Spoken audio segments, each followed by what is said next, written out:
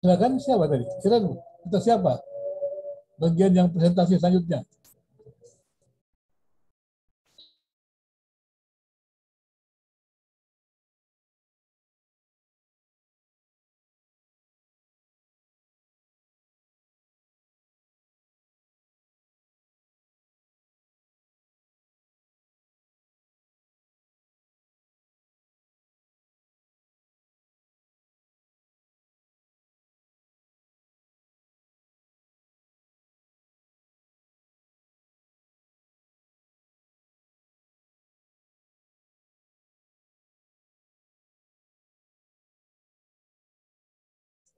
Halo, siapa itu?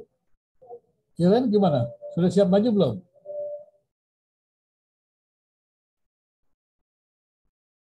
Atau Maria, Maria, silakan. Oke Pak, boleh saya presentasi. Bentar ya, saya share screen dulu.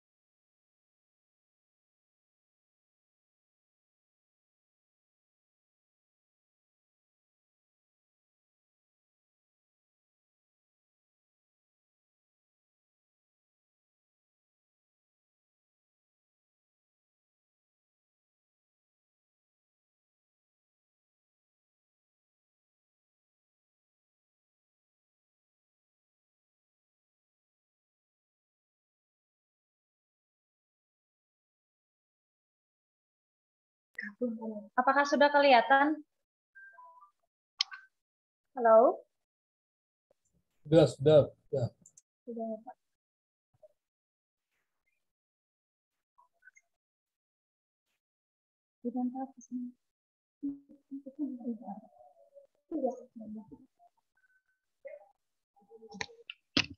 Saya akan membahas tentang sejarah pendidikan agama Kristen di Indonesia.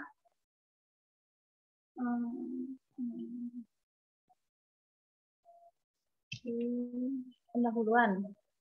Saya membahas tentang bab 8 di buku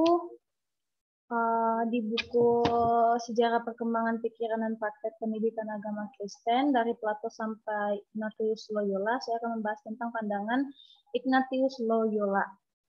Judul buku yang dilaporkan berjudul Sejarah Perkembangan Pikiran dan Praktek Pendidikan Agama Kristen dari Plato sampai I.G. Loyola yang ditulis oleh Robert R. Bowley, diterbitkan di Jakarta oleh PT BPK Gunung Mulia tahun 2009. Jumlah halaman buku sebanyak 495 halaman. Selanjutnya, kita akan melihat latar belakang Ignatius Loyola. Ignatius Loyola, seorang pemikir Kristen yang berasal dari negara Spanyol, lahir pada tahun 1491 dalam keluarga bangsawan di daerah Basque Spanyol Utara. Dikatakan bahwa sewaktu kecil pendidikannya sangat minim, begitu pula minatnya terhadap ritus dan ajaran gereja. Seperti layaknya anak bangsawan, Loyola dilatih dalam keterampilan kesastriaan. Dia seorang kesatria atau serdadu muda dengan tubuh yang pendek. Sampai pada umur 26 tahun, dia seorang laki-laki yang menghabiskan waktu dan tenaganya demi kesia-siaan duniawi dan terlibat dalam semua macam kegiatan bersenjata. Hal yang paling ia inginkan dan menjadi ambisinya adalah meraih kehormatan di dalam dunia perang. Dan hal itu ia dapatkan ketika regu pasukannya didelegasikan tugas berat untuk mempertahankan benteng di Pamplona, Spanyol Utara diserang tentara Prancis, tetapi dalam pertempuran itu dia kehilangan kaki kanannya sebab terkena peluru. Namun dalam kejadian inilah Loyola mengalami Tuhan dengan membaca buku yang ada di kamarnya. tentang keprihatinan-keprihatinan ilahi. Dan sejak saat itu ia bernazar mengabdikan diri seluruhnya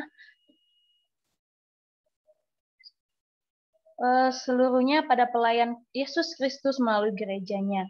Ambisi yang sangat kuat juga muncul dalam dirinya untuk mengenal Tuhan. Ia bertapa di gua dekat desa Manresa, lalu dididik Tuhan melalui banyak penglihatan-penglihatan yang mengesankan. Kemudian ia masuk Universitas Paris, dan bersama 8 mahasiswa lainnya ia mendirikan Ordo Kompi Yesus 27 September 1540 dan diresmikan oleh Paus Paulus, dan ordo itu dikenal dengan nama Ordo Yesuit saat ini. Tiga tujuan dari Ordo Kompi Yesuit yaitu pertama, mendidik kaum muda. Yang kedua, melaksanakan perintah apapun dari paus dan di tempat manapun. Yang ketiga, memberitakan Injil kepada orang yang belum mendengar. Selanjutnya, tiga hal pula yang menandakan pokok pandangannya, yaitu pertama, pandangan militer, yang kedua, pengalaman kebatinan Injili, yang ketiga, dan gereja. Selanjutnya, tujuan pendidikan agama Kristen menurut Loyola adalah yang pertama, untuk melibatkan para warga muda khususnya dalam latihan-latihan rohani dan intelektual dan memupuk kehidupan batinnya dan kognitif. Yang kedua, untuk membimbing mereka mengambil bagian dalam kebaktian gereja sehingga rela menaati setiap perintah Tuhan. Yang ketiga, memberikan dampak yang luas dalam urusan-urusan masyarakat sampai akhirnya mereka, yaitu yang dimaksud kaum muda, memenuhi alasan terakhir mengapa mereka diciptakan Allah. Menurut Loyola, pengajar utamanya tidak lain daripada Yesus Kristus itu sendiri. Dengan rohnya, hati para pelajar dipersiapkan memahami makna hal-hal rohani. Menurutnya, jika seorang guru belajar dari Yesus, guru dapat memperoleh keuntungan dengan belajar dari Yesus. Guru harus mempunyai persiapan yang ketat dan diharapkan pula supaya mereka bertumbuh secara intelektual dan rohani. Mereka hendaknya waspada terhadap pendekatan-pendekatan yang lain dari sumber manapun juga yang dapat diterapkan demi maksud tertentu. Pelajar menurut Loyola, Ignatius dengan ordo yang dipimpinnya melakukan pendidikan agama Kristen dalam dua wadah besar, yaitu SMP atau SMA dan perguruan tinggi. Semua pelajaran yang dipelajari para pelajar dan suasana hidup mereka serta pengajar dipersatu padukan agar semua dibiasakan menjadi pendidik yang terdidik yang ingin melaksanakan maksud-maksud gereja. Tingginya mutu pendidikannya, bahkan ongkos persekolahan dipikul oleh para dermawan dan bukan oleh para pelajar. Pelajar hanya fokus dengan apa yang akan dipelajarinya dan berdampak.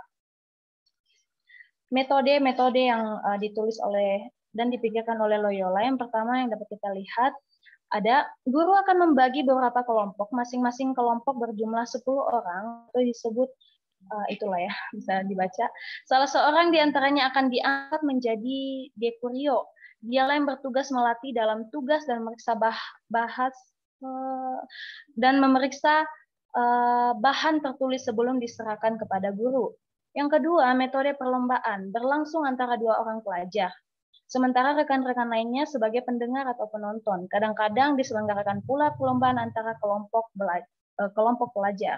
Seterusnya ada latihan rohani atau spiritual formation.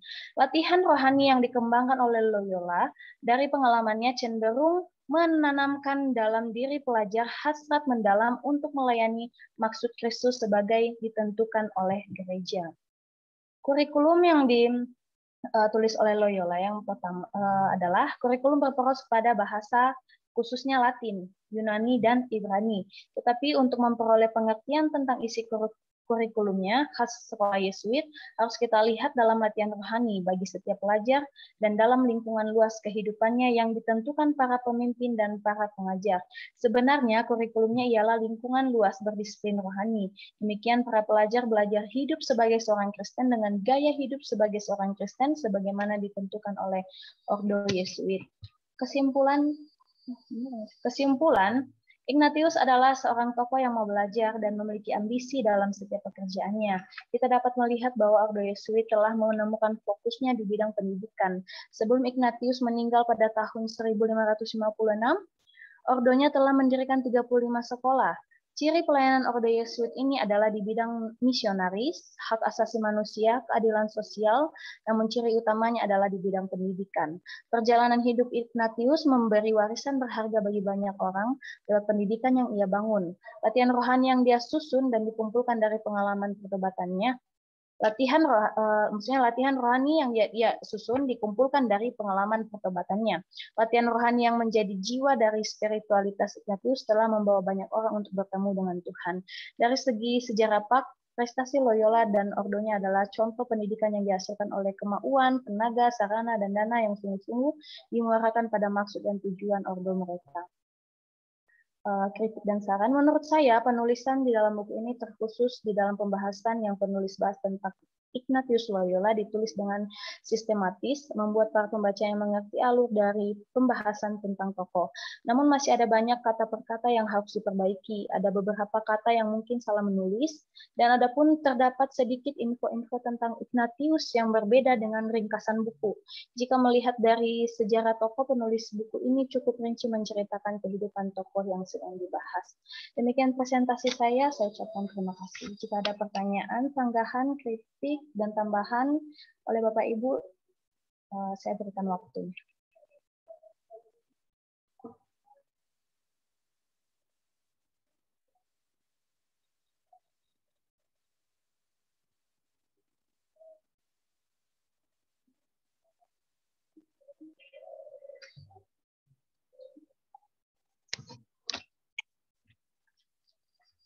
Saya berikan waktunya Bapak Ibu sekalian.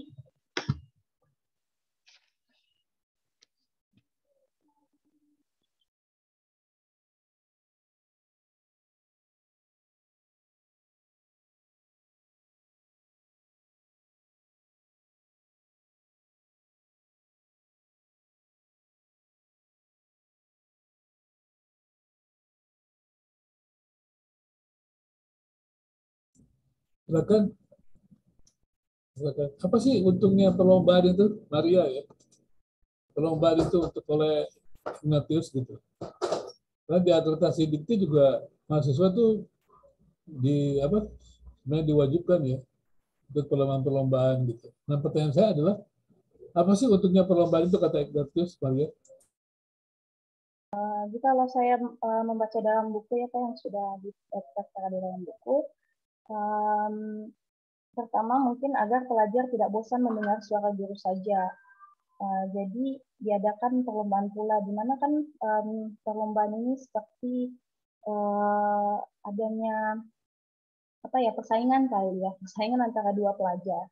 Jadi di mana pelajar yang satu dapat dikatakan kalau misalnya zaman sekarang ini metode berdebat kayaknya kayak salah. Jadi yang pertama itu dulu yang saya dapatkan supaya pelajar tidak bosan ketika pelajar diberikan tugas, diberikan tanggung jawab, diberikan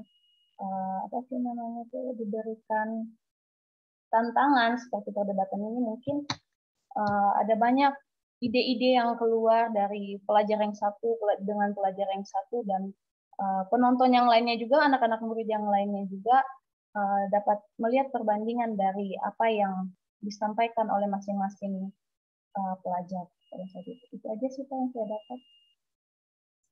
Ya kalau sekarang kan ada beberapa tempat yang tidak setuju dengan perlombaan core group, perlombaan core, ada yang setuju, ada yang setuju. Dan mereka perlombaan itu bikin tinggi hati gitu.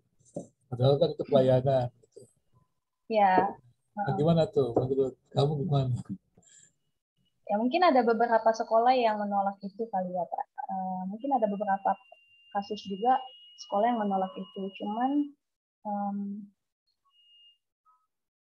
ya tergantung manusianya juga sih gimana cara pandangnya. Mungkin Ignatius ini kan dia kan dari sekolah militer ya. Dilatih dari sekolah serdadu gitu. Jadi mungkin kepemimpinannya juga seperti itu menurut dia baik gitu.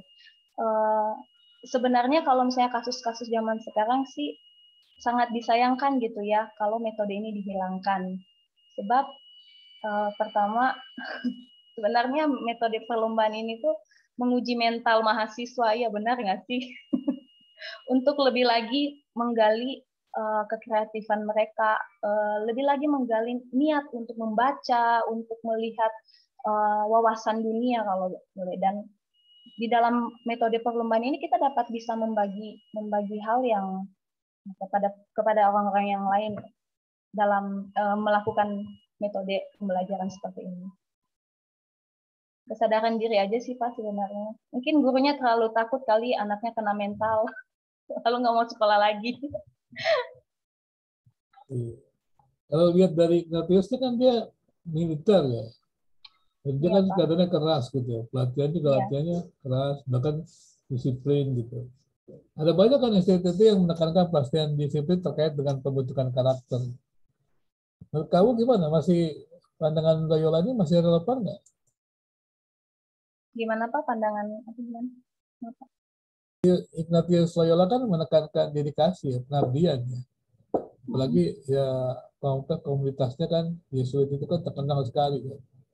Apa namanya pengorbanannya, dedikasinya gitu terkenal. Mereka kan misinya besar sekali. Dan kemudian juga ini kan ditiru oleh banyak sekolah teologi juga itu yang menekankan kepada pelatihan-pelatihan gitu ya untuk disiplin-disiplin keras gitu ya. Ya. Dulu saya waktu sekolah teologi itu saya mesti bangun jam 5 gitu ya. Kemudian suruh kerja, terus kemudian uh, mandi, makan, kuliah istirahat, terus bangun bel belajar kemudian makan kemudian istirahat sebentar, belajar lagi sama malam. Terus pakai bel gitu. Jadi sangat diketat sekali. Gitu. Tapi di waktu-waktu saya kuliah di tempat lain lagi, nggak ada seperti itu. Santai aja mereka. Tapi hanya waktu-waktu belajar yang paling penting. Nah, menurut kamu gimana nih disiplin Loyola ini untuk pendidikan Kristen mana? Cocok yang disiplin Loyola atau disiplin sekarang yang kelihatannya lebih bebas gitu? Artinya penting belajar. Menurut saya sih Pak, kita dapat melihat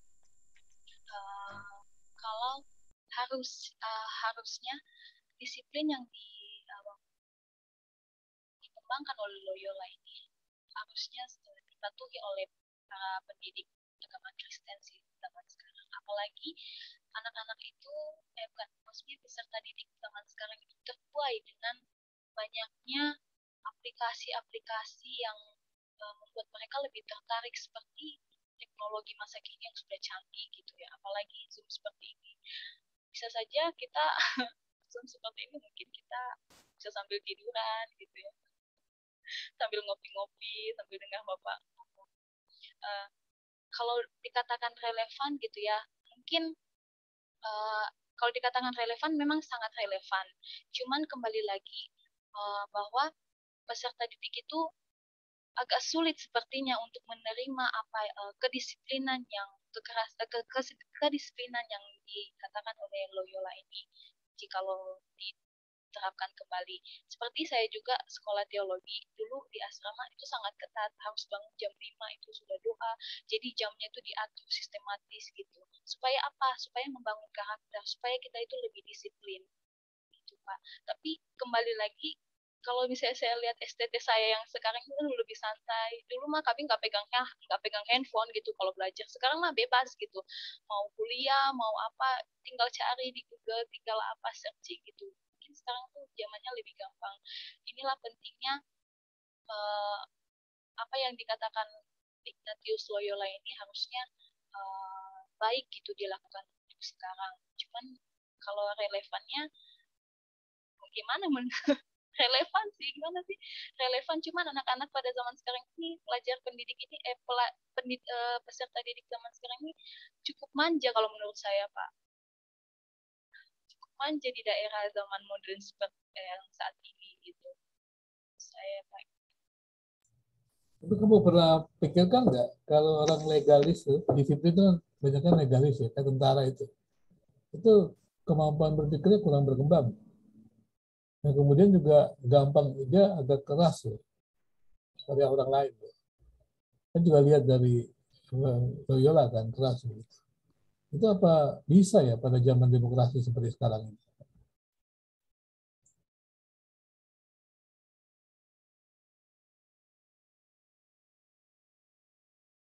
Soalnya kalau misalnya kita lihat juga ya Pak ya, untuk zaman kepemimpinan, misalnya kita lihat kepemimpinan Jokowi pada saat ini ya. Jadi banyak bukan jemaatku, banyak masyarakat yang malah sanggar gitu ngelihat melawan pemerintahannya, bahkan melakukan hal-hal yang tidak senonoh jika misalnya kemauannya tidak dituruti gitu Pak. Jadi seharusnya sih kalau misalnya kita berandai-andai ya, kalau misalnya kedisiplin apa yang dipikirkan Loyola ini dianut oleh para peserta didik, mungkin ada suatu perubahan atau terobosan yang baru. Mungkin anak-anak lebih disiplin lagi, peserta didik juga lebih terbangun karakternya, terbangun mentalnya. Ya coba pendapat yang lain. Pendapat yang lain gimana dulu coba? Silakan yang lain.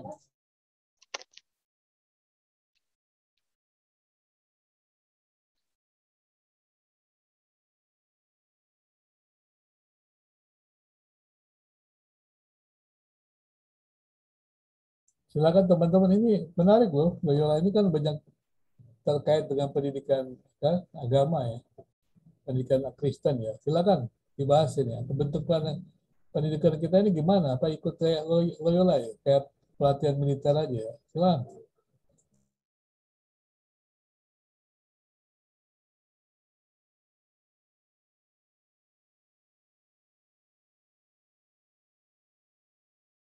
Silakan dipimpin Maria diskusinya. Ayo yang lain mungkin ada pendapat dari Bapak Ibu. Apakah kita harus latihan militer biar disiplin? Gimana Bapak Ibu? Kalau menurut saya sih perlu ya. Ibu Eva ya, silakan Bu. Enggak apa-apa, silakan.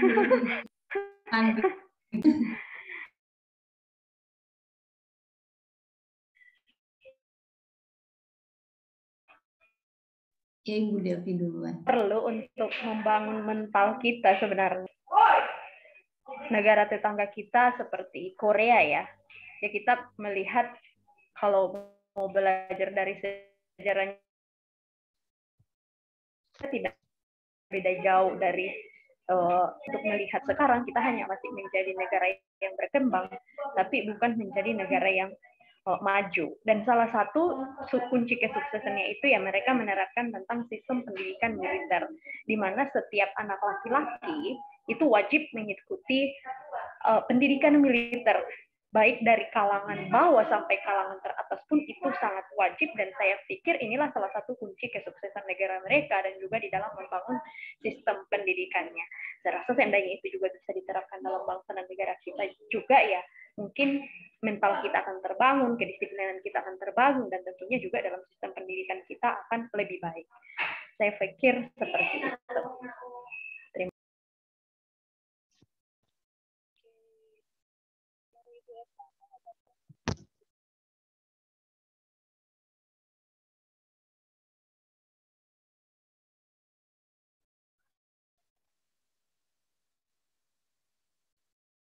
Silahkan Ibu Eva.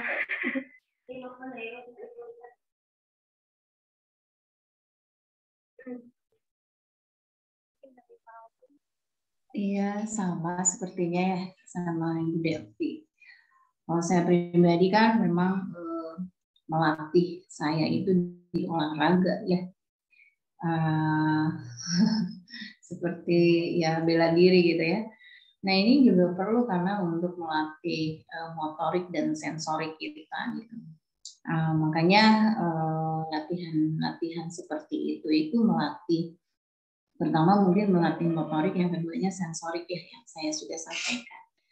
Dan memang kecerdasan seperti itu kan memang perlu latihan gitu ya, agar tidak kaget ketika kita misalnya menghadapi segala hal, kemungkinan-kemungkinan yang di masa-masa kita dalam perjalanan hidup itu tidak terlalu terguncang atau terlalu kaget atau misalnya terlalu takut untuk menghadapi apapun. Nah, pendidikan militer ini menurut saya itu cukup bagus ya, karena kedisiplinan. Tetapi kembali lagi ke persoalannya, penerapan seperti ini itu terkadang suka kebablasan dalam artian tidak ada rambu-rambunya gitu ya. Jadi kalau misalnya ada perlakuan dari senior ke junior itu semua maunya, dan itu tidak diperbolehkan juga gitu. Makanya di sini itu betul-betul harus dengan misalnya pengawasan juga, dengan peraturan-peraturan juga gitu ya. Jadi tidak asal menerapkan seperti itu, tetapi kita lihat juga rambu-rambunya. Mungkin sih dari saya seperti itu, agar kita juga ya melatih diri kita kan. Kalau olahraga di sini kan kalau diibaratkan di dalam mengelatih keimanan, kita harus setia berdoa ya. Bahkan Yesus sendiri kan mengajarkan berdoa itu di pagi buta gitu ya. Kalau kita masih jam 5, jam 6 itu masih siang, udah kesiangan gitu ya. Kalau saya pribadi ya doa malam gitu ya, itu udah saya latih gitu ya sejak saya usia remaja, dan doa puasa juga sudah saya latih. Begitu mungkin. Jadi tidak terkaget-kaget ketika misalnya kita menghadapi apapun juga. Nah, ketangguhan dan tough gitu ya untuk menghadapi itu udah menjadi gaya hidup seorang prajurit, khususnya prajurit alam gitu. Dan guru-guru juga memang harus seperti demikian ya, melatih gitu. Kalau latihannya kurang mampu dan kurang memadai, ya nanti yang harus kita bagikan juga nanti kekurangan, karena misalnya nanti ada anak-anak yang lebih cerdas dan lebih memiliki kecerdasan dari guru, kita nanti agak keteteran kalau ditanya gitu. Mungkin dari saya seperti itu, Bapak dan Ibu Maria ya. Ya, terima kasih. Terima kasih, Bapak. Mungkin ada pendapat yang lain.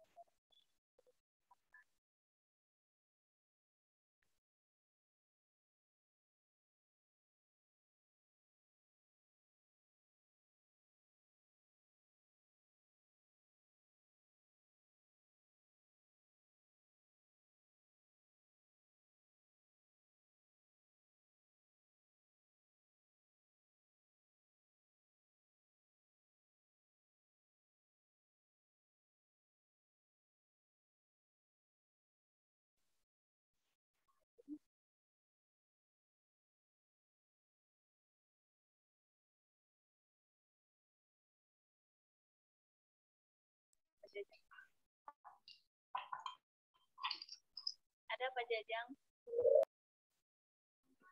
Dari Pak Jajang? Ya, sedikit dari saya. Dengaran ya suara saya? Kedengaran, Pak. Ada dua metode sih sebetulnya ya kalau kita melihat dari Loyola, yaitu metode perlombaan dan juga metode pencitraan. Saya nggak tahu ini maksudnya apa, mencitrakan ya. Saya belum paham juga. Tapi memang dasar teologis yang dibangun oleh Loyola ini itu berkaitan dengan latar belakangnya yaitu militer, di mana seorang militer itu harus taat kepada atasan.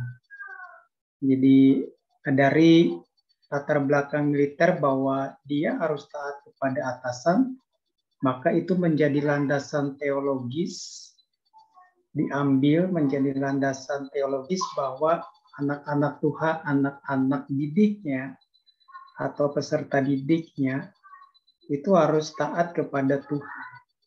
Jadi memang menarik sekali gitu dalam kehidupan Loyola, dan ini saya kira sangat baik ya, artinya bahwa secara rohani memang kita dituntut sebagai peserta didik untuk taat kepada Tuhan melebihi apapun gitu. Seperti seorang militer harus taat kepada atasannya, mau tidak mau dalam situasi apapun dia harus siap sedia. Begitu pula dengan seorang peserta didik, bahwa seorang peserta didik harus penuh dengan ketaatan kepada Tuhan. Nah, ini yang menjadi landasan Loyola dalam membangun sebuah lembaga pendidikan. Dan itu sesuatu yang menurut saya luar biasa ya. Walaupun mungkin saya tidak tahu apakah menemukan ya metode yang istilahnya lebih kepada otoriter atau tidak begitu, tetapi dituntut untuk taat, dituntut untuk disiplin. Kalau kita tidak taat kepada manusia, bagaimana mau taat sama Tuhan ya, yang tidak kelihatan begitu. Sama manusia aja tidak taat, apalagi sama yang tidak kelihatan. Itu saja dari saya, Bu Maria.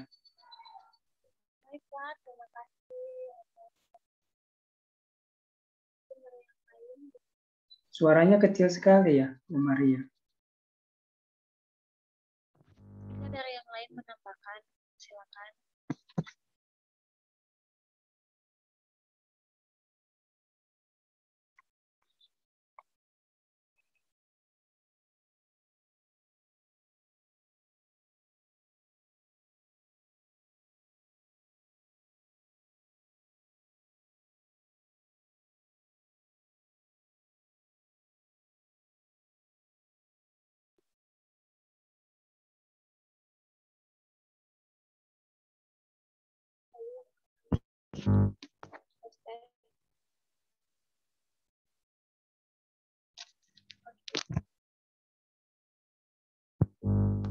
Ayo yang lain, mungkin ada pendapat yang lain.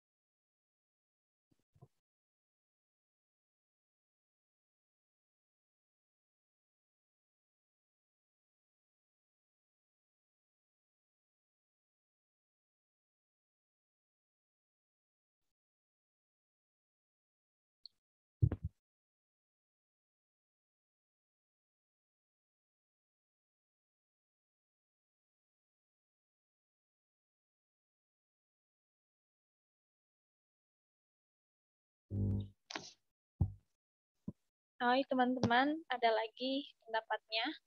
Ada lagi yang mau ditambahkan? Mungkin dari Pak Jajang tadi kali ya, tentang pencitraan ya Pak ya. Pencitraan sebenarnya itu termasuk metode latihan rohani ya Pak ya. Jadi pencitraan itu. Kecil suaranya Kak, nggak kedengaran.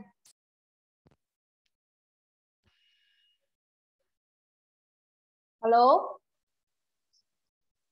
Oke nggak? Kedengaran nggak sih? Iya, baru kedengaran, dengar. Oke. Mungkin kalau misalnya dikatakan tadi metode yang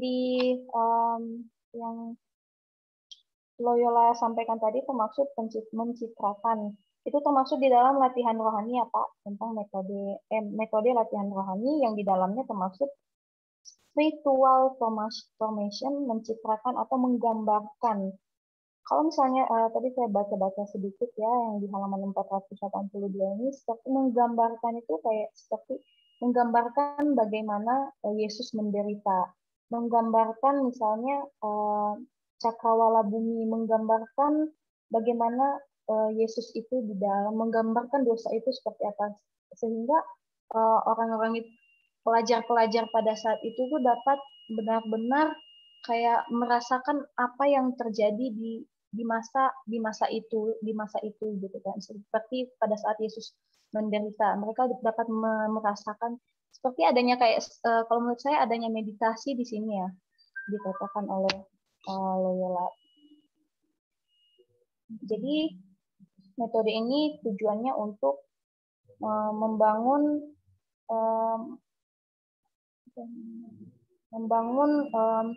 kesadaran pelajar bahwa bagaimana Yesus itu hadir di dalam diri pelajar tersebut. Itu aja sih Kak. Kalau menurut Bapak gimana? Coba dibaca yang ada di buku 482, saya baca sedikit sih tadi. Ya, terima kasih Bu Maria. Itu di halaman 484 ya, dikatakan si pelajar mengosongkan hatinya dari semua pikiran dan membiarkan cita-cita itu timbul tentang tempat, pertarungan antara Tuhan dengan iblis, dan mulai terus perlahan-lahan tampaklah Kristus Yesus Tuhan kita dalam diri orang yang melaksanakan metode tersebut. Ayo, jika ada yang lain yang mau memberikan pendapat tambahannya, dipersilakan.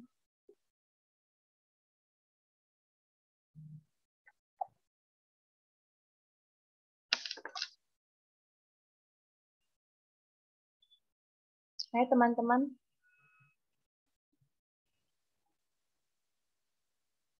Halo. Ya. Ya,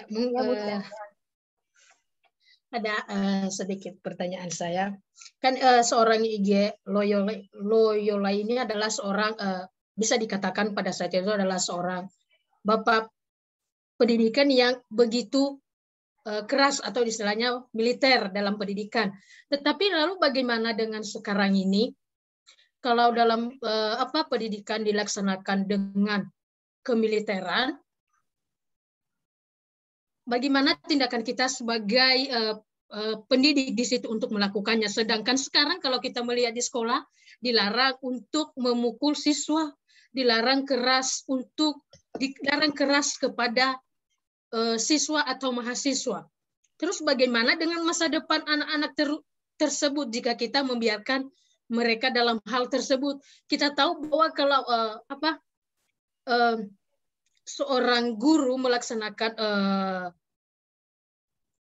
pendidikan yang sebenarnya itu seperti yang dilakukan oleh IG Loyola itu secara militer, pasti sudah otomatis anak itu akan istilahnya akan menemukan titik terang masa depannya. Tetapi sekarang ini sudah jauh berbeda dengan apa yang diceritakan oleh IG Loyola ini. Dan kalau kita melihat sekarang ini pun ada juga tertentu pengajar yang istilahnya dia memberikan nilai yang terbaik itu kepada mahasiswa atau siswanya yang dekat sama dia. Walaupun siswa atau mahasiswa tersebut tidak melakukan kesalahan dan dia mengerjakan tugasnya dengan baik, tetapi seorang pengajar itu hanya memberikan nilai yang terbaik kepada mahasiswa atau siswa yang dekat sama dia. Dan ini adalah sebenarnya merupakan salah satu juga yang membuat juga mahasiswa atau siswa yang agak kecewa terhadap pengajar-pengajar tersebut. Bukan berarti semua pengajar melakukan hal itu, tetapi ada orang-orang tertentu. Bagaimana menurut pendapat Bu Maria terhadap hal itu? Dan kita juga sebagai mahasiswa atau siswa, apa yang harus kita lakukan? Sekian dan terima kasih. Oke. Mungkin zaman dahulu ya masih berlaku yang namanya pukul memukul ya di antara guru dan mahasiswa. Sebenarnya yang pertama yang saya pikirkan begini, disiplin itu bukan berarti berbicara tentang harus memukul mahasiswa. Apakah kalau misalnya sudah memukul mahasiswa, mahasiswanya akan langsung disiplin? Mahasiswanya akan langsung taat? Apa mahasiswa tidak akan melakukan lagi? Itu yang pertama ya. Kalau menurut saya berbicara tentang disiplin itu tidak harus dengan kekerasan tidak harus dengan kekerasannya. Kita sebagai pengajar juga, misalnya mengajar anak-anak di sekolah atau anak-anak di gereja itu, kalau misalnya memukul itu akan membekas di dalam diri mereka. Seperti mental mereka akan rapuh atau mereka akan takut terhadap kita walaupun mereka salah. Bisa saja kita mendisiplinkan mereka itu dengan hal-hal yang lain seperti memberikan tanggung jawab, misalnya memberikan tanggung jawab yang lebih baik lagi bagi diri mereka, terus mendisiplinkan mereka, memberikan mereka tugas untuk mengatur misalnya jadwal mereka, misalnya mereka telat, memberikan mereka disiplin seperti itu ya. Nah, terus kalau menurut saya sih tentang kekerasan di dalam pendidikan itu tidak sewajarnya dilakukan di dalam ranah sekolah. Seterusnya tentang guru. Nah, beberapa bulan yang lalu kita sudah kita ya di kelas guru kelasnya Ibu Maria sudah membahas tentang guru profesional gitu. Di mana yang menjadi seorang guru itu tidak boleh pilih kasih. Jadi nanti pun kita lulus S2 PAK, jadi kita harus mengetahui bahwa pilih kasih itu tidak baik. Jadi harus rata semuanya. Jika anaknya pintar, ya berikan sesuai dengan apa yang dia kerjakan, apa yang dia punya. Jika anaknya lemah, ya berikan sesuatu yang apa yang dia kerjakan, tetapi bimbing lebih lagi. Itu yang dapat menjadi guru. Kalau misalnya kasus seperti yang Sen Rohani katakan tadi, ada yang pilih kasih, itu perlu ditinjau lagi. Dia diangkat menjadi guru, sudah benar-benar mengetahui tugas atau job deskripsinya atau tidak gitu. Nah, guru-guru seperti itu harus dinasehati, guru-guru seperti itu harus dibimbing lagi mungkin ya, kalau menurut saya. Terima kasih, Bu Sen. Ada tambahan lagi dari teman-teman yang lain?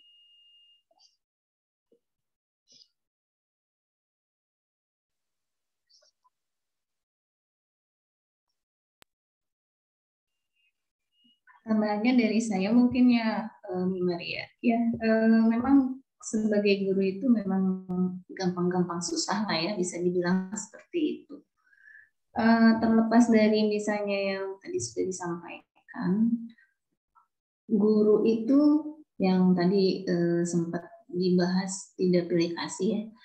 Sebetulnya mungkin bukan pilih kasih, tetapi melihat dari kompetensi ya, lebih ke kemampuan ya gitu ya. Terkadang saya juga pernah menjadi mahasiswa, menjadi murid yang merasa dipilih kasihkan karena dalam tanda kutip saya nggak bermobil gitu ya, dalam tanda kutip ini dari keluarga menengah ke bawah. Nah itu ada gitu ya, perasaan-perasaan seperti itu. Tetapi pada akhirnya ketika kita jadi guru kan semua itu harus ditanggalkan ya, kembali kepada komitmen kita. Dan memang perlunya di sinilah kita memberikan seminar-seminar juga sih kepada guru-guru. Ya makanya ketika Pak Binsar memberikan kesempatan kita sama-sama membuka seminar untuk memberikan bukan, kalau ini kan, kalau seminar kan bentuk nasihat, tetapi kan pencerahan gitu ya, tidak nasihat teuing gitu. Kalau guru dinasehatin teh rasanya gimana gitu kan, pengalaman dia juga sudah banyak gitu ya. Tetapi kalau seminar-seminar gitu ya yang diberikan untuk guru ya, menjadi update-nya dia gitu ketika misalnya dia udah low bed atau dalam, kalau misalnya udah low gitu ya, atau lupa atau misalnya udah terlalu jenuh, kita beri ingatkan kembali. Nah, memang perlu ya di dalam komunitas-komunitas yayasan gitu ya, yayasan yang menghandle sekolah itu selalu ada diawali dengan misalnya seminar, lalu bekerja sama juga dengan Kementerian Pendidikan, begitu kan, yang update-nya seperti apa. Lalu misalnya seperti apa kurikulum yang memang terbaru gitu kan. Nah, dan sekarang juga ada lagi kan kurikulum yang memberikan sudah dilegalkan sama siapa sih namanya, Pak Menteri ya, bahwa SMP SMA lulus dalam waktu 2 tahun dengan sistem SKS gitu. Nah, itu kan memang guru juga memang harus terus ya memperbaharui dirinya gitu, mengupdate dirinya. Kalau misalnya memang tadi kata Bu Maria, memang kalau yang namanya militer di sekarang, emang sekolah militer sama sekolah ini yang apa sih namanya biasa gitu ya, yang bukan militer, ya pasti berbeda ya, karena memang ada banyak kasus kekerasan gitu, yang memang tidak tepat sasaran, dan yang salah jadi benar, yang benar jadi salah, itu sering terjadi ya. Makanya kembali, seminar itu mungkin lebih memberikan pencerahan kepada guru-guru yang low, atau misalnya guru-guru yang memang sudah perlu di-upgrade gitu ya. Begitu mungkin dari saya. Terima kasih. Baik, terima kasih Bu Eva atas pendapatnya. Persilakan yang lain jika masih ada.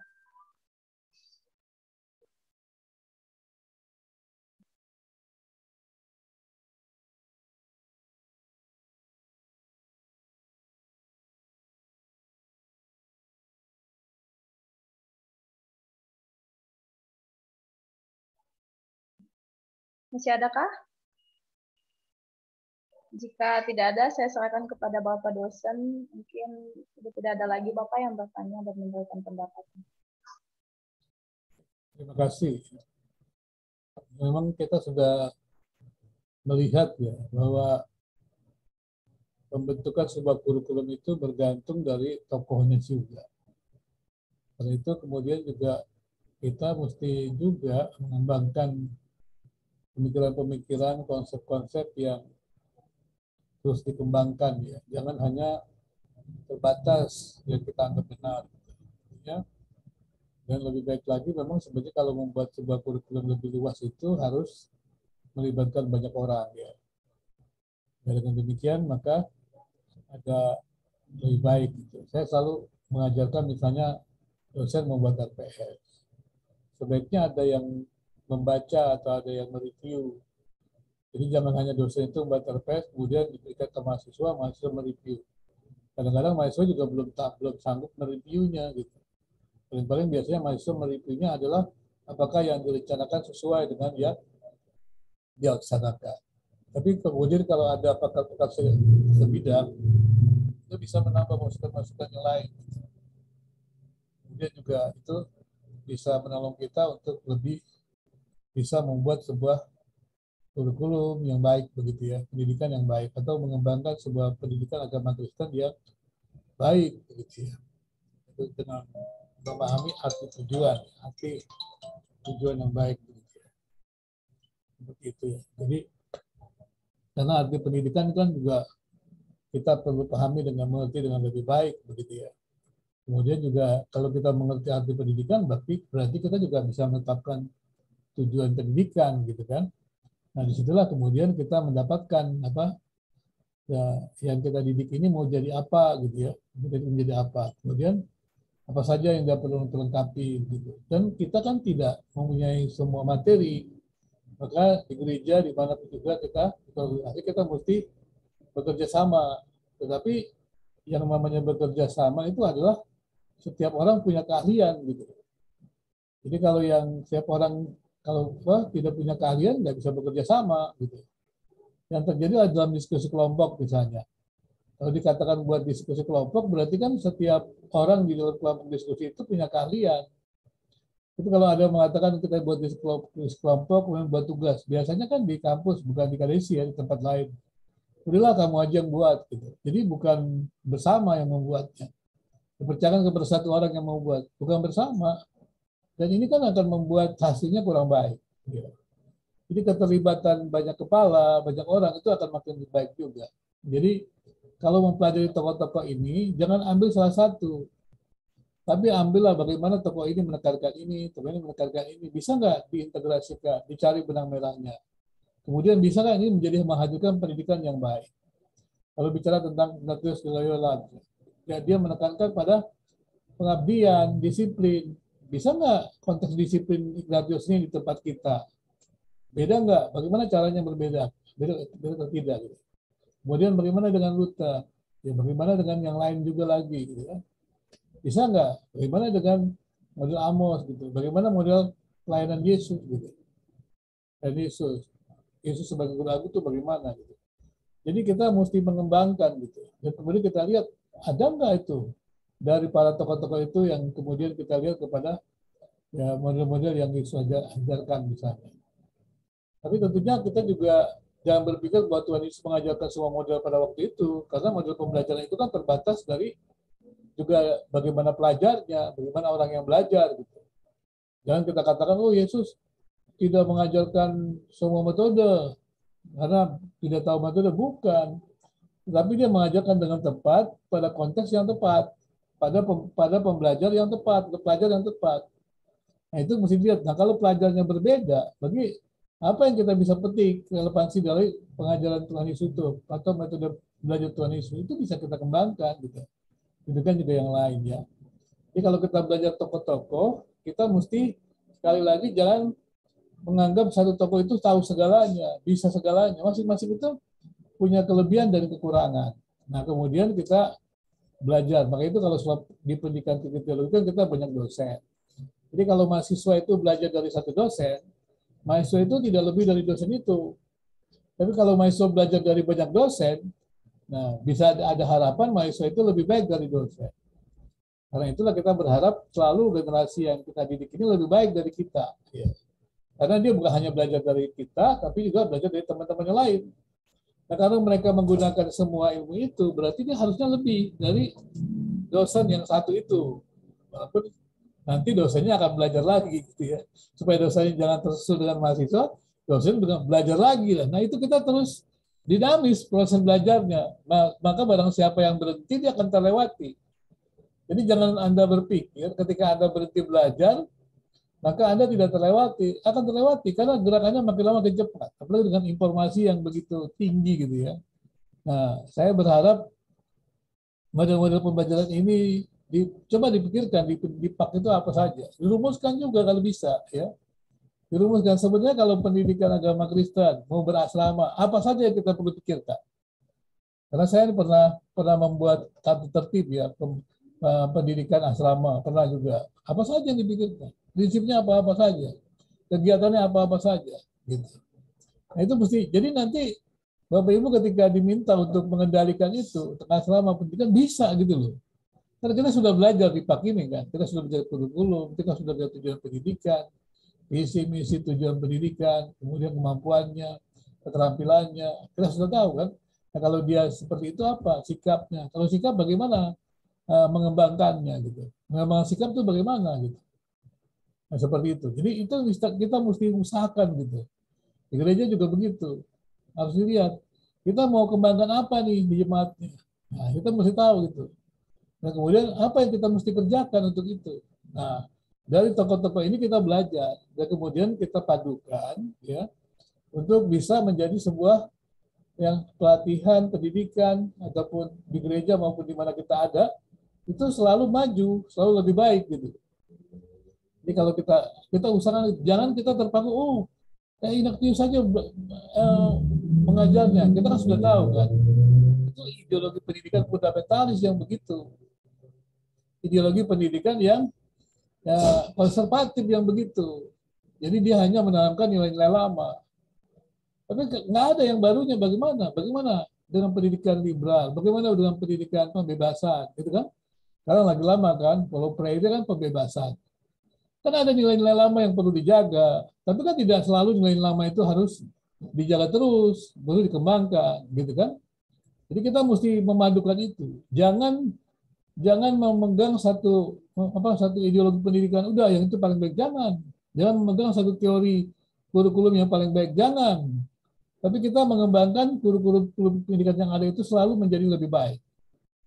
Nah, dari komponen-komponen apa dari pendidikan ini baik? Pendidikan ini di mana? Itu dikembangkan juga ya. Jadi kalau kita belajar dari tes Loyola, ini sebenarnya pendidikan isi mungkin ya harusnya juga lihat. Jadi dalam kata-kata dikasih. Tadi ada juga yang saya kaget. Ya, saya ini mungkin agak terlalu kritis. Ya. Kalau kita tidak punya taat kepada Tuhan, manusia bagaimana taat kepada Tuhan gitu kan? Itu apa benar gitu ya? Gitu ya. Padahal pada satu sisi Tuhan mengatakan kalau kamu tidak membenci keluargamu, tidak bisa mengikut Tuhan gitu kan? Kan ayat kan mengatakan begitu kan? Nah, saya mau tanya kenapa? Maksudnya apa? Berarti kita mesti lihat ada yang tersirat, ada yang tersurat itu. Berarti menurut saya itu adalah dalam arti kata ya selama itu benar kita perlu mentaati. Tapi ada prioritas utama yaitu Tuhan. Kalau saya begitu gitu. Saya akan mentaati para pemimpin saya. Tapi selama dia berjalan dalam Tuhan. Tapi kalau tidak saya akan tegur. Nah ini juga kelemahan saya mungkin. Kalau dibilang orang, wah Pak Misalnya nggak taat dengan pimpinan. Bukan, pimpinan kan bukan Tuhan. Dan di satu sisi saya juga harus taat kepada Tuhan prioritasnya. Kalau saya lihat pimpinan yang salah kan saya mesti tegur. Tegur kan bukan melawan kan, mengembalikan dia kepada kebenaran. Jangan salah loh. Tegur itu bukan melawan, justru mengingatkan itu seperti negara. Saya ini kan banyak mengkritik pemerintahan kan. Pernah diminta, ayo pemirsa, kita jangan mengkritik pemerintahan yang sekarang ada, pemerintahan sekarang baik. Kalau saya tidak mengkritik, siapa dong yang mengkritik? Memangnya ada yang selalu baik. Justru pemerintah itu sudah punya pedang. Karena pemerintah itu sudah pedang, saya harus mengkritik. Supaya jangan menggunakan pedang dengan sembarangan. Harus dengan tepat. Kan itu kan tujuannya kan. Bukan melawan. Saya tidak melawan pemerintahan. Karena saya tidak melanggar hukum. Kalau saya melanggar hukum, baru saya akan kena hukum. Pemerintahan kan memang harus dikoreksi. Kalau saya begitu ya. Ini harus dikoreksi ya. Saya bukan politisi loh. Saya bukan politisi, secara moral ya. Setuju Pak. Politisi ya. Tapi saya selalu punya dasar begitu ya. Karena walaupun saya pernah diminta lah menjadi sebuah ketua litbang gitu ya, dari sebuah partai politik gitu. Tapi kemudian saya nggak tahan juga, nggak bersedia lah itu. Saya cuma mikir karena ingin menolong ya. Ada sebuah dulu yang harus ada keberagaman agama dan di sana saya pikir tempatnya orang yang salah satunya punya kemampuan untuk dialog publik adalah ya saya pikir ini saya juga bertahan. Tapi begitu lihat ternyata saya nggak cocok jadi politisi. Ya kalau politisi kan harus punya kekuasaan, puncaknya pada kekuasaan. Saya nggak cocok itu. Ya kalau saya nggak dapat kekuasaan, saya seringkali bilang nggak apa-apa. Tapi kalau politisi nggak bisa, segala macam cara dia ambil untuk dapat kekuasaan, gitu kan? Tapi dengan alasan bahwa dia lebih baik dari yang lain, kan begitu. Kalau politisi itu begitu. Jadi jangan berpikir, wah ada loh politisi ini lebih baik dari enggak. Politisi memang hukumnya begitu. Dia merasa dia lebih baik dari orang lain untuk memerintah gitu. Karena itu diambil kekuasaan itu. Tapi apa betul? Kita nggak tahu. Maka itu kita perlu kritisi gitu ya. Saya sih memang nggak pernah bisa menerima gitu loh. Segala sesuatu itu absolut nggak bisa. Harusnya yang absolut hanya Tuhan. Jadi tapi mengkritik juga harus ada teori. Jadi saya nggak suka orang banyak bicara tapi bukan bidangnya, saya nggak suka.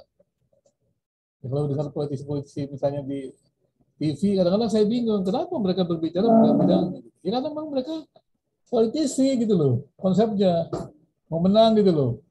Jadi ya udah jangan kita tertipu dengan usaha-usaha debat yang hanya untuk memenangkan gitu. Dan jangan kita anggap juga itu benar. Belum tentu yang menang itu yang benar.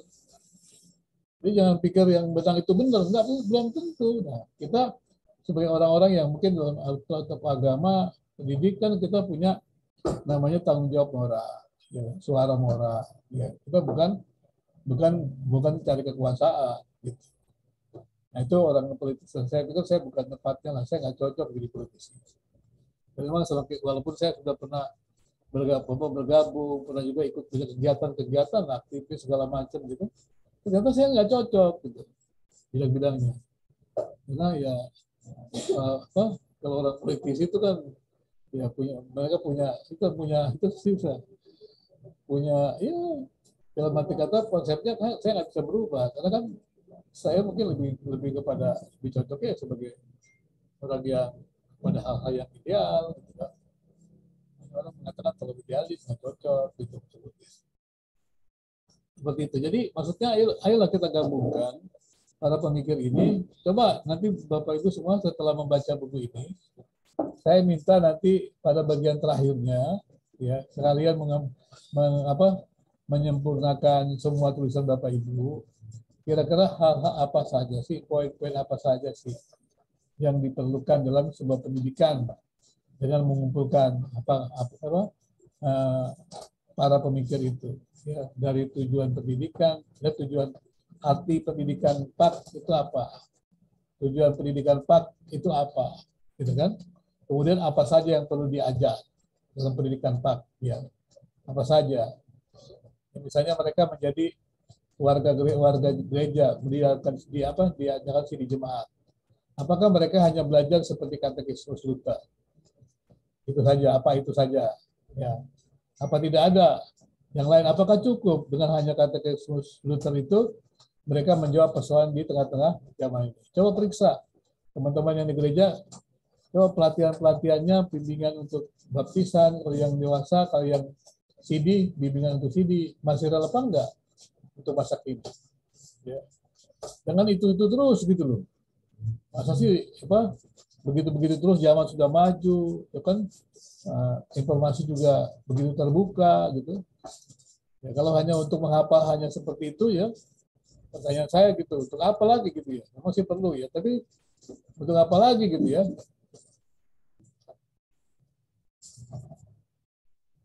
Pertanyaan lagi dikatakan apa?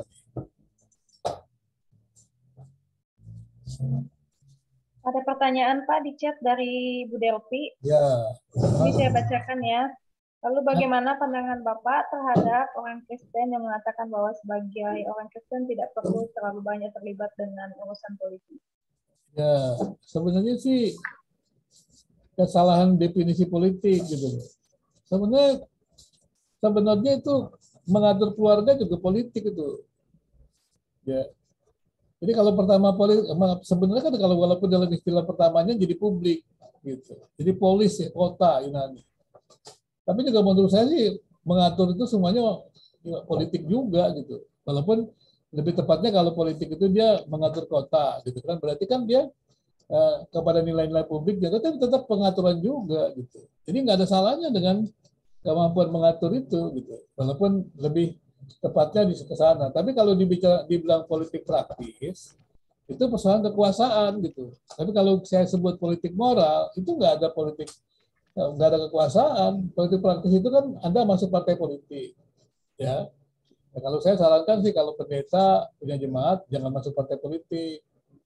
Tapi masih ada orang mengatakan harus masuk berguna, ya silakan saja. Tapi kan itu berbeda pandangan. Tapi saya belum melihat arti pentingnya gitu, arti pentingnya itu. Tapi saya nggak tahu tuh kalau di Pak Alpes itu kan di Papua banyak ya pendeta jadi politisi gitu ya. Saya nggak tahu itu apa bisa gitu kan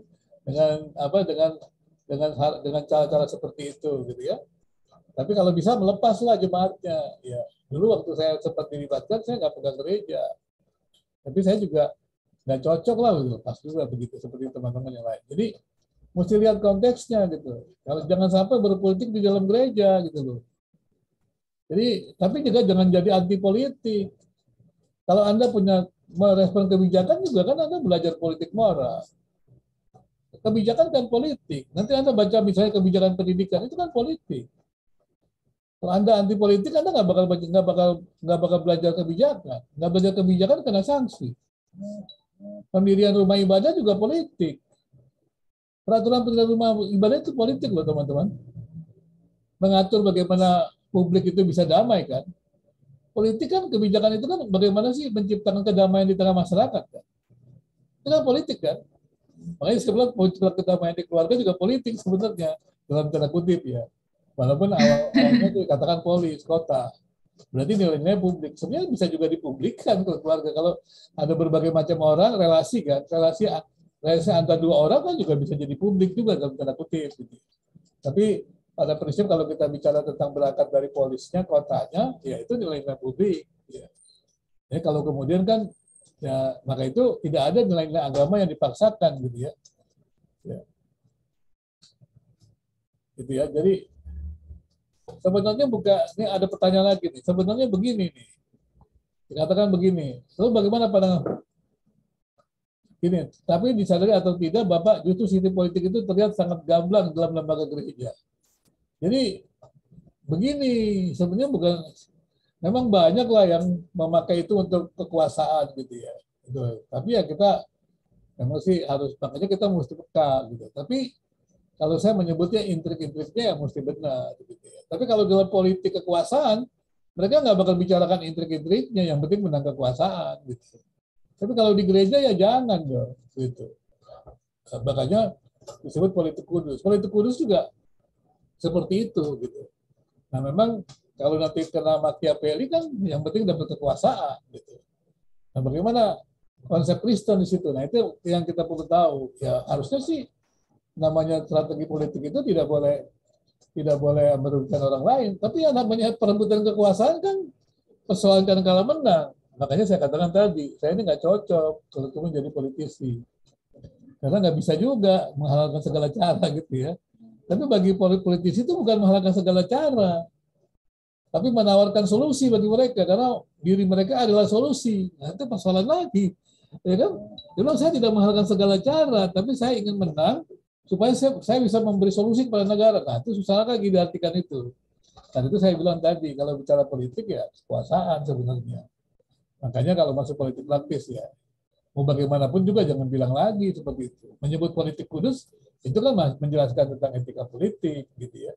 Tapi ketika strategi-strateginya ilmu politik, nah dalam ilmu politik tentang kekuasaan. Nah itu mesti perlu kecermatan lah ya.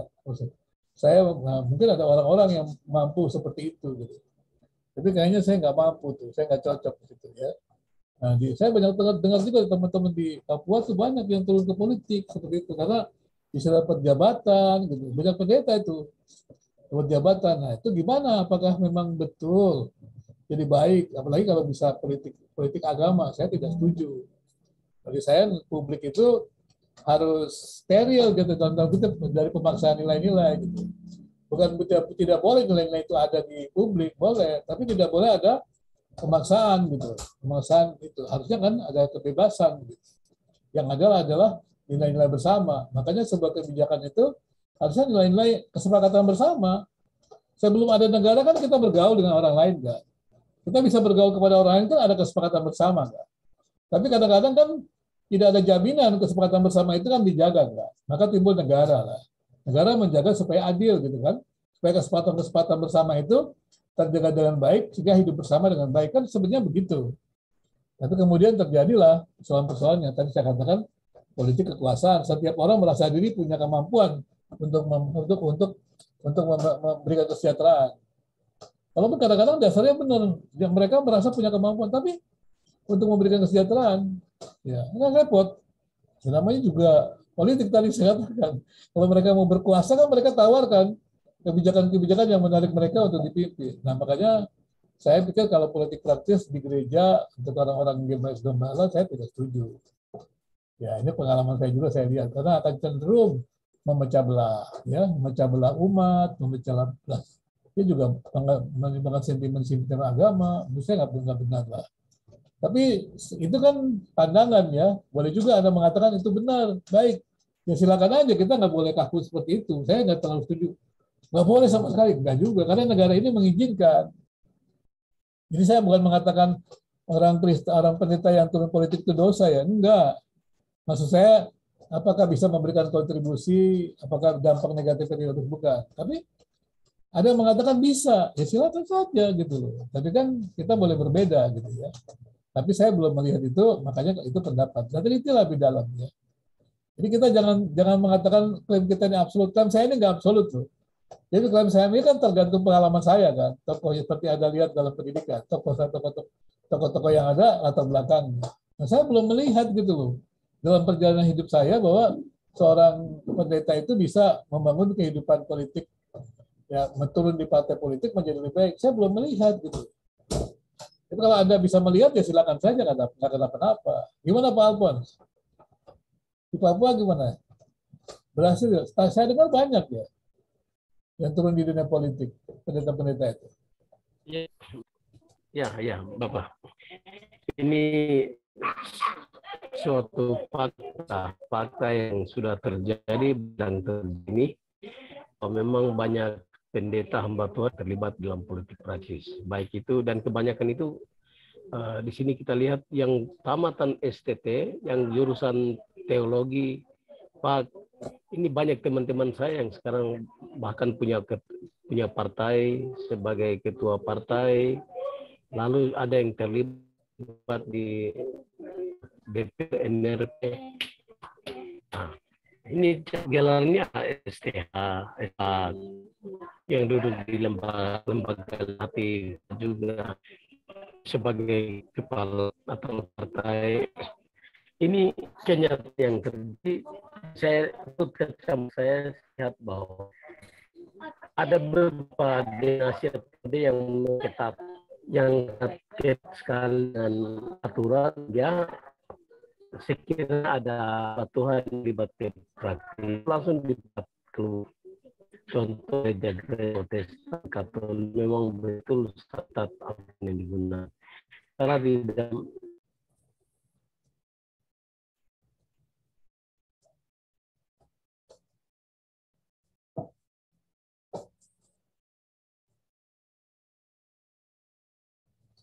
Sepertinya Pak Alphonse tertutup. Oh iya.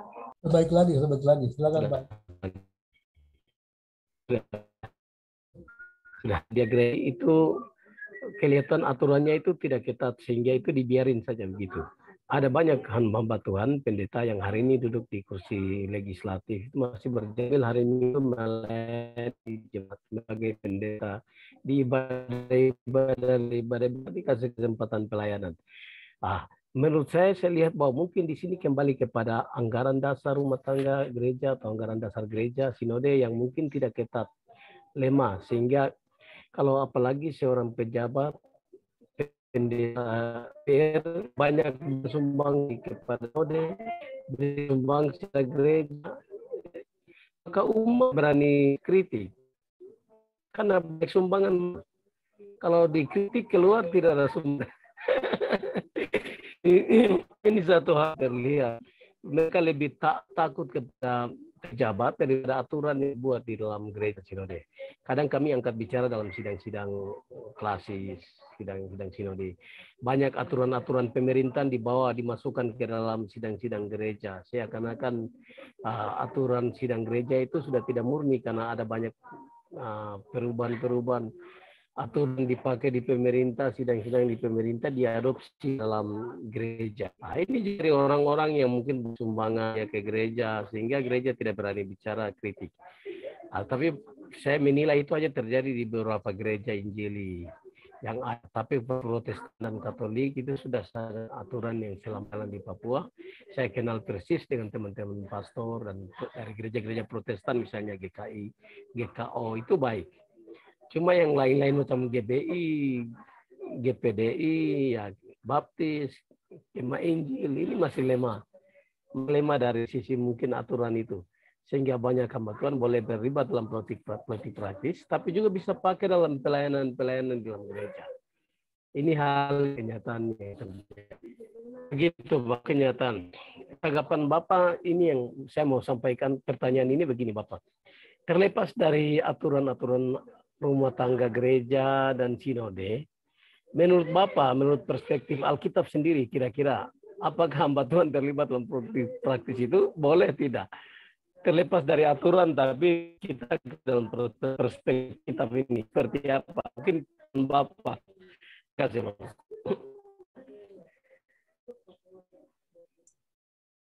Ya, kalau saya sih memang kalau hamba Tuhan, pendeta gitu ya, di gereja gitu untuk berpolitik menurut saya kurang baik. Tepat gitu ya. Kenapa kurang tepat? Coba bayangkan lah, jemaat kita kan banyak anggota partai kan, anggota partai. Nah kalau kita berpolitik, jemaat kita mau kemana? Misalnya kita berpolitik gitu kan, di gereja ada banyak partai, kasihan gereja itu pecah-pecah. Harusnya pendeta itu menggembalakan semua jemaat, pastilah pendeta itu akan berpihak kepada partai, orang-orang yang mendukung partainya gitu kan. Jadi gimana itu? Masa menggembalakan seperti itu gitu loh. Saya selalu bilang kalau menjadi gembala sidang itu keluarlah dari partai politik gitu kan. Nah sering juga kadang-kadang dulu kan suka ada orang datang politisi itu ke gereja gitu.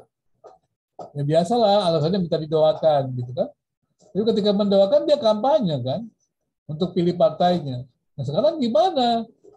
Mau saya mendukung dia alasannya pun pakai agama kan. Nah saya sempat ditentang oleh banyak teman yang katanya kata-kata Pak Binsa itu terlalu keras. Saya pernah katakan begini, kalau ada politisi-politisi datang ke gereja dan menjanjikan kalau dia dipilih akan memberikan kekhususan untuk kekristenan, saya bilang jangan pilih dia. Orang-orang itu pengkhianat bangsa. Kita kan menjadi warga negara kan bersama, tidak boleh diskriminatif kan. Siapapun kita harus terima sama. Kenapa kita harus tujuannya kan cuma kekuasaan sebenarnya. Tapi supaya dipilih dia janji-janji lah. Ternyata janjinya nggak terpenuhi gitu. Jadi saya malah mendengar janji-janji itu saya nggak tertarik gitu. Jadi seperti itu ya. Jadi kalau dikatakan pandangan Pak Misal untuk konteks Indonesia, menurut saya belum bisa lah untuk seorang pendeta itu menjadi gembala ya, menjadi politisi gitu ya. Kalau saya begitu. Kalau dia mau jadi politisi, ya lebih baik dia berhenti aja jadi pendeta gitu kan. Karena itu akan merusak gitu. Walaupun ada banyak juga orang yang untuk menjadi politisi jadi pendeta dulu. Karena cari masa kan gitu kan. Kalau dia nggak jadi pendeta kan nggak punya masa kan. Nah setelah menjadi partai politik dia tinggalkan gerejanya. Tapi ya udahlah. Tapi yang paling penting harus ada. Dan kalau kemudian kalah dia, pendetanya ikut partai politik kan, itu menjadi calon anggota DPR, kalah. Dia jadi pendeta lagi. Gimana? Harusnya ada sebuah keputusan. Kalau dia sudah berhenti mengundurkan diri untuk jadi anggota DPR gitu, untuk jadi dari pendetanya, harusnya dia nggak boleh lagi masuk jadi pendeta. Paling tidak boleh diizinkan selama 5 tahun lah. Kalau dia gagal dia nggak boleh kembali lagi. Karena kan dia sudah meninggalkan, sudah tidak terpilih dia baik lagi jadi pendeta. Jadi pendeta itu hanya batu loncatan untuk jadi pimpinan partai politik atau mungkin dipilih jadi anggota DPR. Menurut saya itu nggak benar. Gimana teman-teman yang lain?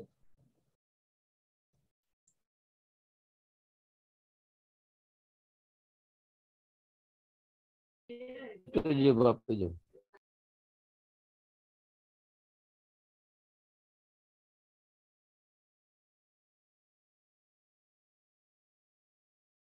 Komentar itu menarik juga itu.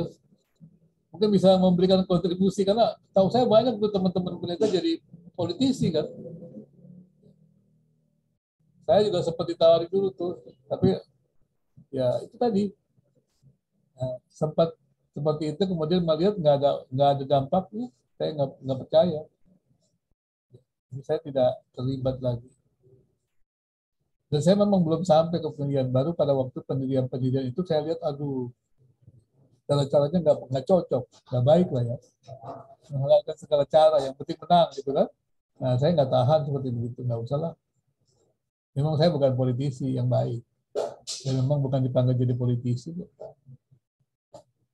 Silakan yang lain.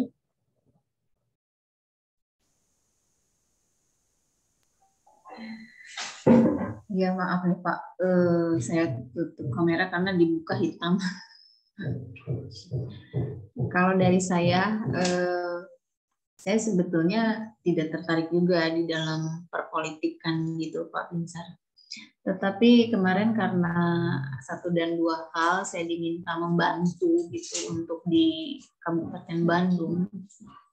Ternyata saya hanya dimanfaatkan saja untuk tahe macam mana pula ya kau ini.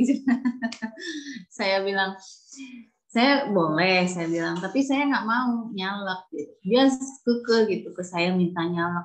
Iya, kalau nyalek apa? Saya bilang jaminannya. Saya juga nggak tertarik gitu ya maksudnya. Tapi kalau saya aktif, kalau misalnya mendukung, itu semua apa sih namanya yang namanya janji-janjinya juga kan hanya untuk menguntungkan salah satu pihak saja. Ya dunia politik betul kata Pak Binsar ya. Ketika saya mengamati dan masuk di dalamnya ya memang luar biasa ya. Luar biasa mengecewakan. Kita memang ya. Nah, tapi di sini saya puji Tuhannya punya pengalaman gitu ya bagaimana orang-orang di dalam politik. Jadi kalau tadi menurut Pak Binsar saya lebih ke politik moral, itu mungkin yang saya ini kan ya yang perjuangkan gitu. Jadi saya tidak tertarik dengan kekuasaan, tetapi saya hanya lebih ke condongnya ke politik moral, mengamati dan melihat di mana perkembangan pendidikan, begitu juga dengan misalnya ketidakadilan terhadap ini ya apa sih yang namanya perempuan dan anak juga gitu. Dan memang sekarang bukan kekerasan tidak terhadap perempuan dan anak, terkadang ada juga yang perempuannya lebih apa sih dominan gitu ya. Jadi kita harus betul-betul di sini mengamatinya dengan seksama gitu ya, dengan seadil-adilnya. Nah mungkin itu yang saya tertarik Pak Binsar. Jadi saya tidak tertarik untuk menjadi penguasa. Karena aduh itu betul-betul mengerikan ya yang saya lihat gitu. Mungkin itu sih. Tapi ada juga teman saya yang jadi pendeta ya di GBI. Dia juga masuk gitu. Walaupun misalnya 2019 dia kalah, tapi dia bertahan gitu untuk nyalek lagi. Itu sih saya juga kurang paham ya. Jadi saya juga tidak membatasi mereka gitu Pak. Ini di Bandung loh ya, kota Bandung gitu ya. Jadi ya ada sih, cuman banyaknya sih menolak gitu ya dari semua gereja. Jangan sampai hamba Tuhan itu menjadi politisi. Kalau misalnya politik di moral mungkin itu masih didukung. Mungkin begitu dari saya Pak Binsar. Ya, terima kasih. Baru ini juga saya ngalamin di gereja ya. Yang boleh sebutkan Pak. Saya kan sebenarnya salah satu calon ketua sinode. Saya nggak mau di ketua sinode. Kemudian dipaksa juga minta dorong lah untuk menjadi wakil ketua satu. Terus saya terima. Tapi saya melihat banyak hal-hal yang sulit juga. Saya memang tidak suka mengejar jabatan. Agak sedikit mungkin guyon kali ya. Karena saya sering dikejar jabatan. Jadi saya bukan di jabatan. Jadi kemudian saya lepaskan juga. Kalau saya lepaskan, saya nggak terlalu tertarik. Diajak sana sini, diajak sana sini. Saya bilang, saya ini bukan mencari jabatan itu. Saya mencari kontribusi. Supaya saya ini bisa ketika berjumpa dengan Tuhan, saya tahu gitu loh. Saya buat apa gitu. Saya bilang, gimana nanti kalau kita berhadapan dengan Tuhan? Ditanya gitu kan, kita ini buat apa? Gitu. Seperti itu. Bukannya tidak bisa, bisa. Tapi kan gimana gitu. Nah, itu kita perlu pikirkan bersama. Lalu harusnya kita bisa membuat sesuatu yang baiklah, yang lebih baik. Jangan sampai mendapatkan fasilitas, mendapatkan apapun juga tidak mendorong orang menjadi lebih baik. Gitu. Ya lebih baik membimbing orang menjadi lebih baik, gitu kan? Daripada harus mengejar jabatan-jabatan seperti itu. Gitu ya. Ya, tapi itu tadi saya katakan, jangan kita terlalu berpusat kepada jabatan. Tapi berpusatlah kepada apa sih yang kontribusi yang kita berikan. saya lebih ke sana gitu. Dan kalau itu kita pusatkan, kita masih banyak pekerjaan, pelayanan yang kita selalu ada. Tapi kalau kita cari jabatan khusus, jabatan itu seringkali lari dari kita gitu. Maka itu banyak orang frustasi kan, kehilangan jabatan, segala macam gitu kan. Tapi kalau kita tahu Tuhan memang menolong kita untuk memanggil kita untuk melayani, memberikan kontribusi, kita pasti selalu punya kesempatan yang Tuhan beri untuk melayani, berkontribusi.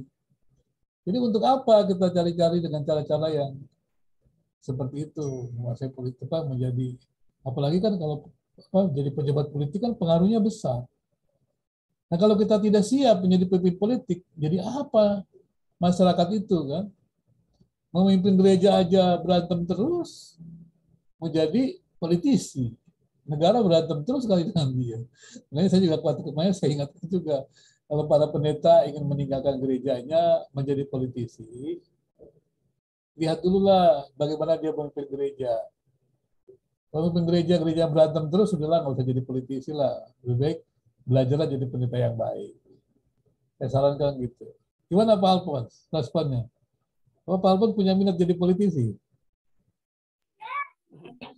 Karena Bapak saya waktu selesai kuliah pernah diserahkan satu partai jadi ketua partai politik, cuma waktu itu saya belum jadi hamba Tuhan karena saya selesai dari sekolah umum. Nah, setelah itu saya bergabung tapi saya tidak tertarik. Apalagi sekarang sudah diberi kepercayaan oleh sinode dan lain sebagai hamba Tuhan, memang sudah sama sekali tidak suka lagi ke situ. Iya. Janganlah kalau memang di gereja lebih penting, ngapain cari kehormatan ya? Di gereja lebih baik lah. Ada banyak yang perlu dikerjakan di gereja lebih luas itu. Bukan hanya jadi politisi. Saya tahu lah di Papua itu banyak. Yang Manokwari juga bupatinya kan itu kan pendeta kan. Bastian Sabalaya. Kan itu pendeta kan? Iya. Saya pernah ketemu beliau. Itu kan ketua STT dulunya kan. Saya pernah ketemu. Ya betul ya Pak. Walaupun wakilnya Pak Robert Komer ya, itu kan dari hukum kan. Saya pernah ketemu dengan mereka juga. Tapi ya udahlah katanya tujuannya baik, ya silakanlah. Tapi kalau saya sarankan jangan cepat-cepat. Ya. Kalau sudah godaan jadi partai politik itu, jadi politisi itu, aduh, ya mungkin itu tadi kekuasaan dia lebih tinggi. Gitu. Kalau memang tidak dipanggil Tuhan jadi politisi, nggak usah lah ya. Kalau dipanggil jadi pendeta, udahlah ya pendeta aja lah ya. Walaupun kadang-kadang godaan itu banyak loh, membuat lebih luas, kegiatan banyak lah. Jadi dosen ya udah di dosennya jadi pakar aja lah. Kalau jadi politisi nanti kepakarannya hilang, karena harus bawa sana sini untuk dapat kekuasaan. Gunakan segala macam cara untuk kekuasaan kan repot juga kan. Minta maaf, nggak semua begitu sih ya. Tapi kan kadang-kadang ya orientasinya kan pasti begitu. Kekuasaan kan. Tapi ya saya mengatakan politisi itu jahat, enggak. Kita perlu orang-orang yang punya kemampuan di politik, terjun di politik. Tapi orang-orang yang memang punya kemampuan itu gitu. Ya. Dan juga yang punya karakter kuat gitu ya. Memang nggak gampang itu. Bisa memiliki karakter yang kuat seperti itu. Untuk saya sih tetap saya percaya politik itu kudus, ya. Tapi untuk politisi-politisi yang kudus gitu ya, bukan untuk kita tempat kita mungkin ya di tempat kita lah ya. Gitu. Ya kalau sekarang saya belum bisa melihat gitu ya, belum bisa melihat kepentingannya itu. Walaupun ya banyak sih kadang-kadang keinginan, tapi saya nggak mampu di situ, nggak mampu untuk jadi politisi, nggak sanggup lah, saya bukan panggilannya. Oke? Kalau ada yang terpanggil silakan bisa, tapi saya pikir baik-baik lah ya panggilannya kemana gitu ya. Tadi ada Ibu Eva katanya pernah dipanggil, ya silakan aja. Gitu. Ya, tapi ya mesti hati-hati juga itu kan. Jangan-jangan malah kurang berfungsi gitu kan, lebih berfungsi di tempat yang misalnya Tuhan panggil gitu ya. Saya juga nggak tahu siapa tahu ada panggil. Ada juga pernah pendeta yang jadi dokter teologi yang jadi politisi di Belanda dulu kan, Abraham Kuyper kan. Tapi mungkin konteksnya beda dengan Indonesia, gitu ya. Nah, seperti itu, gitu ya. Oke, baik. Minggu besok saya berharap bukan hanya presentasi. Nah, Bapak Ibu sekarang rumuskan ya. Kira-kira pendidikan PAK itu apa saja yang perlu diperhatikan untuk pendidikan PAK di gereja, gitu, tujuannya, artinya, ataupun juga di sekolah PAK. Ya, untuk paling tidak di prodi inilah, prodi magister PAK ini apa saja sih yang dibutuhkan, gitu ya? Kurikulumnya apa yang dibutuhkan apa ya? Untuk menghadapi tantangan supaya kita memberikan masukan kepada STTKDC ya untuk perbaikan kurikulum, gitu ya. Silakan, cukup Bapak Ibu. Udah jam berapa nih? Katanya sudah lewat ya? 5 pas. Iya, udah lewat jam ke 1, kalau Pak ya. Baik, mari kita berdoa. Saya minta Ibu, ya Pak, Ibu Delpi berdoa.